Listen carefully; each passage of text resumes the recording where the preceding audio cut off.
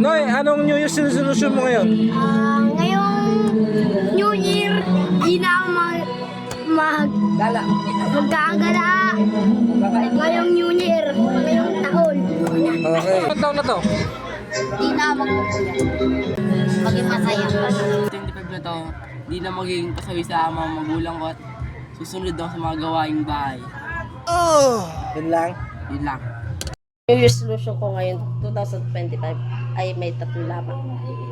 Una, magtutupin ako ng mga damit namin. Pangalawa, magpapaalam na ako kapag ako'y gagala. Pangatlo, hindi na ako kakain ng pagkain ng bawal sa akin kasi ako ay acidic. Yun lang. Isa lang aking resolution ngayong 2025. Hindi na ako mangungutang nang hindi nagpapaalam sa aking asawa.